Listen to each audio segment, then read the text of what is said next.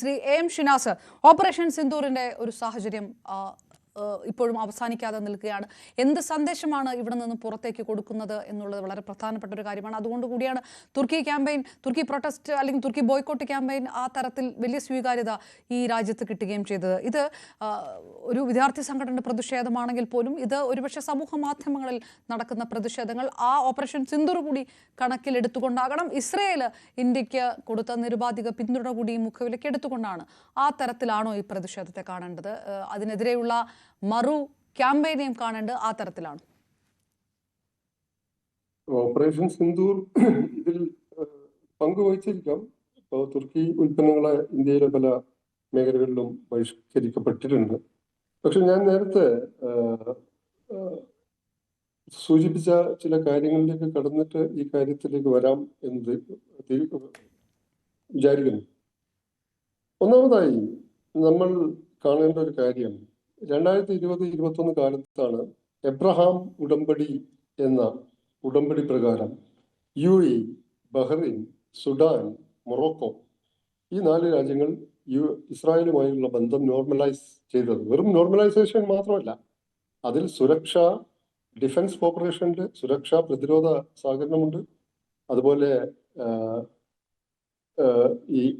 ഈ defence technology UAEയും ബഹ്റിനും ഇറക്കുമതി ചെയ്യാൻ തുടങ്ങിയിരിക്കുന്നു. ഡ്രോണുകൾ ഇസ്രായേലിൽ നിന്ന് UAE അതുപോലെ തന്നെ ബഹ്റിൻ ഓർഡർ ചെയ്തു കഴിഞ്ഞു. സൈബർ സെക്യൂരിറ്റിയിൽ അവർ തമ്മിലുള്ള കോപ്പറേഷൻ ഉണ്ട്. സർവൈലൻസ് ടെക്നോളജിയിൽ അവർ തമ്മിലുള്ള കോപ്പറേഷൻ ഉണ്ട്. മാത്രമല്ല ഇക്കണോമിക് കോപ്പറേഷൻ ഉണ്ട്, ട്രേഡ് ഉണ്ട്, കൺസ്യൂമർ ഗുഡ്സ് ഉണ്ട്, ഫുഡ് ഉണ്ട്, ഡയമണ്ട്സ് ഉണ്ട്. അതിനു പുറമെ അഗ്രികൾച്ചറൽ ടെക്നോളജി, ഇസ്രായേൽ ബഹുദൂരം മുമ്പിലാണ് കാർഷിക സാങ്കേതിക വിദ്യയിൽ. അപ്പോൾ ഗൾഫ് രാജ്യങ്ങൾ ഈ പ്രത്യേകിച്ച് ഇസ്രായേലിന്റെ കാർഷിക സാങ്കേതിക വിദ്യ സ്വായത്തമാക്കാൻ ആഗ്രഹിക്കുന്നുണ്ട്, അതിന് തയ്യാറാണ്. അപ്പൊ ഈ എബ്രഹാം ഉടമ്പടിക്ക് ശേഷം, ഇപ്പോൾ എബ്രഹാം ഉടമ്പടിയിൽ സൗദി അറേബ്യ കൂടി ചേരാൻ എന്ന് വെച്ചാൽ ഏറ്റവും നിർണായകമായ ചർച്ച സൗദി അറേബ്യയും ഇസ്രായേലും തമ്മിൽ നടക്കാനിരിക്കെയാണ് 2023 ഒക്ടോബർ 7 ഹമാസിന്റെ ആക്രമണം നടന്നത്. അത് ഈ സൗദി അറേബ്യ കൂടി ഈ ഇസ്രായേലുമായുള്ള ബന്ധം നോർമലൈസ് ചെയ്താൽ, അതുവരെ അറബ് രാജ്യങ്ങളുടെ നിലപാട് എന്തായിരുന്നു? No recognition without Palestinian statehood എന്നായിരുന്നു. പലസ്തീനിയൻ രാഷ്ട്രം യാഥാർത്ഥ്യമാവാതെ, സഫലമാവാതെ ഇസ്രായേലിനെ അംഗീകരിക്കില്ല എന്ന നിലപാടായിരുന്നു ഗൾഫ് മേഖലയിലെ അറബ് രാജ്യങ്ങൾക്ക്. അപ്പോ അതിൽ നിന്ന് ഗണ്യമായിട്ടുള്ള ഒരു ഷിഫ്റ്റ്, വ്യതിയാനമാണ് ഉണ്ടായത്. ആ വ്യതിയാനം മാത്രമല്ല, ഇവർ തമ്മിലുള്ള ബന്ധം നയതന്ത്ര തലത്തിൽ നോർമലൈസേഷൻ ഉണ്ടായി എന്ന് മാത്രമല്ല, ഡിഫൻസ് ടെക്നോളജിയാണ്, ഇസ്രായേലിന്റെ ഡിഫൻസ് ടെക്നോളജിയിലാണ് ഗൾഫ് രാജ്യങ്ങൾക്ക് കണ്ണ്. അപ്പോൾ അതിൽ ഡ്രോണുകൾ, surveillance technology, cyber security, artificial intelligence, ഇതൊക്കെ ഇമ്പോർട്ട് ചെയ്യാൻ തുടങ്ങിയിരിക്കുന്നു, പ്രത്യേകിച്ച് UAEയും ബഹ്റിനും. അപ്പൊ ഈ ഒരു കാര്യം നമ്മൾ കാണേണ്ടത്. അപ്പോ അറബ് രാജ്യങ്ങളിൽ, ഈ പറഞ്ഞ അറബ് രാജ്യങ്ങളിലൊക്കെ SIOയുടെയും ജമാഅത്തെ ഇസ്ലാമിയുടെയും സോളിഡാരിറ്റിയുടെയും മറ്റ് സംഘടനകളുടെയും ഒക്കെ ആളുകൾ പ്രവർത്തിക്കുന്നുണ്ട്. അപ്പോൾ അവിടെ ഒരു പ്രതിഷേധം എന്തുകൊണ്ട് നടക്കുന്നില്ല? ഇന്ത്യ, നേരത്തെ ശ്രീജിത്ത് ചൂണ്ടിക്കാണിച്ചതുപോലെ, ഇന്ത്യ സിന്ധൂർ ഓപ്പറേഷന്റെ വേളയിൽ ഇസ്രായേലിന്റെ ആയുധങ്ങൾ ഉപയോഗിച്ചിട്ടുണ്ട്. ബരാക് മിസൈൽ ഒക്കെ നമുക്കറിയാം. അപ്പോൾ ടാറ്റ ഗ്രൂപ്പ് എന്ന് പറയുന്ന ഒരു ഗ്രൂപ്പ് ഇസ്രായേലിന്റെ ഒരു പ്രതിരോധ ഗവേഷണ സംവിധാനവുമായി സഹകരിച്ച് പ്രവർത്തിക്കുന്നു എന്ന്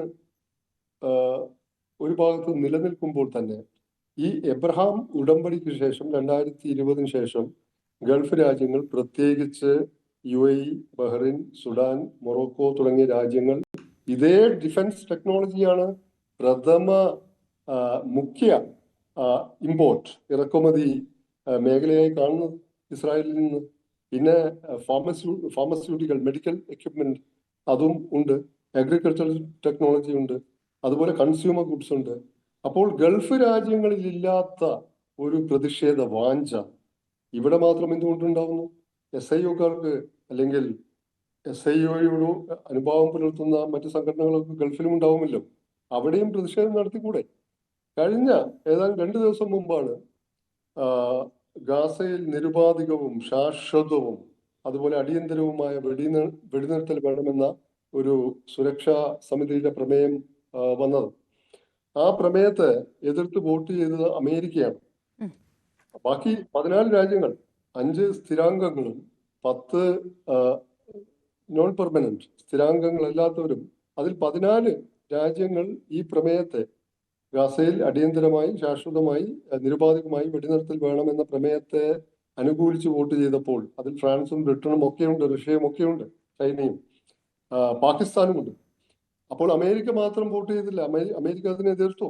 അമേരിക്ക പറഞ്ഞത് ഞങ്ങൾ വോട്ട് ചെയ്യില്ല, ഇസ്രായേലിന് സ്വയം പ്രതിരോധിക്കാനുള്ള അവകാശമുണ്ട് എന്ന 2023 ഒക്ടോബറിലെ വാദത്തിൽ തന്നെയാണ് അമേരിക്ക നിന്നത്. അപ്പൊ അമേരിക്കൻ ഉൽപ്പന്നങ്ങൾ ബഹിഷ്കരിക്കേണ്ടതല്ലേ? ഒരു പ്രധാനപ്പെട്ട അമേരിക്കൻ ഉൽപ്പന്നമാണ് അമേരിക്കൻ വിദ്യാഭ്യാസം. അപ്പൊ ഞാൻ തന്നെ വ്യക്തിപരമായി അറിയുന്ന ജമാഅത്തെ ഇസ്ലാമിയുടെ വലിയ നേതാക്കളായിരുന്ന അന്തരിച്ച ആദരണീയരായ ഞങ്ങളുടെ നാട്ടിൽ തന്നെ മുൻ അമീറിന്റെ പേരമകൻ വരെ അമേരിക്കയിലാണ് വിദ്യാഭ്യാസം നേടിയത്. അത് അമേരിക്കൻ വിദ്യാഭ്യാസം ഒരു അമേരിക്കൻ ഉൽപ്പന്നമാണ്. അപ്പോൾ ഈ അമേരിക്കൻ ഉൽപ്പന്നം എന്ന് പറയുന്നത്, അമേരിക്കൻ ഉൽപ്പന്നങ്ങളും, കാരണം ഇസ്രായേലിന് 1948 ഇസ്രായേൽ സ്ഥാപിതമായത് മുതൽ ഇന്നേ വരെ ഇസ്രായേലിനെ വളരെ പ്രത്യക്ഷമായി നിരുപാധികമായി പിന്തുണച്ചു പോരുന്ന ഏക രാഷ്ട്രം അമേരിക്കയാണ്. അപ്പോൾ കഴിഞ്ഞ 2 ദിവസം മുമ്പ് പോലും വീറ്റോ ചെയ്തു. അപ്പൊ അമേരിക്കൻ ഉൽപ്പന്നങ്ങൾ, ലെവിസ്, വ്രാംഗ്ലർ, ഒരുപാട് അമേരിക്കൻ ഉൽപ്പന്നങ്ങളുണ്ട്. ഏറ്റവും പ്രധാനപ്പെട്ട ഒരു അമേരിക്കൻ ഉൽപ്പന്നം അമേരിക്കൻ വിദ്യാഭ്യാസമാണ്. അപ്പോൾ അമേരിക്കയിൽ പോയി വിദ്യാഭ്യാസം നേടില്ല ഞങ്ങളുടെ കുട്ടികൾ എന്ന് പോലും തീരുമാനിക്കാവുന്നതാണ്. തീർച്ചയായിട്ടും ഞാൻ ഇതൊന്നും എടുത്തു പറയുന്നില്ല. ഇത് ഇന്ത്യൻ കോണ്ടെക്സ്റ്റിൽ നിന്ന് അന്താരാഷ്ട്ര കോണ്ടെക്സ്റ്റിലെത്തുമ്പോൾ ഇസ്ലാമിക രാഷ്ട്രങ്ങളിൽ, അറബ് രാഷ്ട്രങ്ങളിലുള്ള നിങ്ങളുടെ സംഘടനകളുടെ ഭാരവാഹികളടക്കം ഈ ചോദ്യങ്ങൾക്കൊക്കെ ഉത്തരം പറയേണ്ട സ്ഥിതി വളരെ സിമ്പിളായിട്ട് എം ഷിനാസ് പറഞ്ഞു നിർത്തുന്നു. മറുപടി ഉണ്ടോ?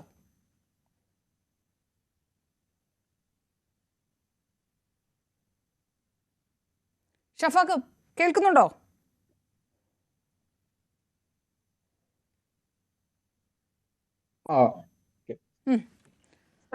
ഞാൻ നേരത്തെ കൊണ്ടാണ് ഞാൻ പറഞ്ഞു വെക്കാൻ ആഗ്രഹിച്ചിരുന്ന ഒരു കാര്യം പൂർത്തീകരിച്ചുകൊണ്ട് അതിലേക്ക് കടക്കാമെന്നാണ് വിചാരിക്കുന്നത്.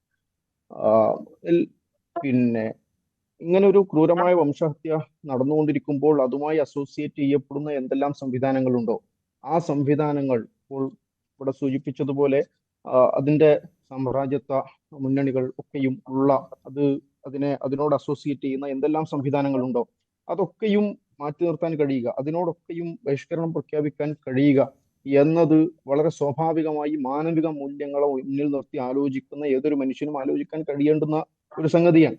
അഥവാ ആ വംശഹത്യക്ക് കൂട്ടുനിൽക്കുന്ന അല്ല, അത് വളരെ സിമ്പിൾ ആയിട്ട് നമുക്ക് ഷഫാക്കെ, അങ്ങനെയാണെങ്കിൽ ഇത് ഇപ്പോ ശ്രീ എം ഷിനാസ് പറഞ്ഞതോ അമേരിക്കയാണ് ഈ ഗാസയിലെ വെടിനിർത്തൽ പ്രമേയത്തെ എതിർത്തിരിക്കുന്നത്. നിങ്ങൾക്ക് ആദ്യം അമേരിക്ക ഉൽപ്പന്നങ്ങൾ ബഹിഷ്കരിക്കാം. അമേരിക്കയിലുള്ള നിങ്ങളുടെ അമീറിന്റെ മകൻ അടക്കം വിദ്യാഭ്യാസം നേടുന്നവർക്ക് അത് ഞങ്ങൾക്ക് വേണ്ട എന്ന് പറയാം. അങ്ങനെയൊക്കെയാണല്ലോ മാതൃക കാണിക്കേണ്ടത്. ഇനി അതുമല്ലെങ്കിൽ അറബ് രാഷ്ട്രങ്ങളിൽ എത്രയോ പേരുണ്ട്, എസ്ഐയുടെ പ്രവർത്തനം അവിടെയുണ്ട്. ഇതൊന്നുമില്ലാതെ ഇന്ത്യ എന്നുള്ളൊരു രാജ്യത്തെ സംബന്ധിച്ചിടത്തോളം ഇത്രയേറെ CSRലൊക്കെ ഇത്രയേറെ കോടികൾ, ഞാൻ കണക്ക് പറയുന്നില്ല, ഇടുന്ന ടാറ്റയെ എന്തുകൊണ്ട് ടാർഗറ്റ് ചെയ്യുന്നു എന്നുള്ളിടത്താണല്ലോ എന്തിനീ പ്രഹസനം കാണിക്കുന്നു എന്ന ചോദ്യം വരുന്നത്.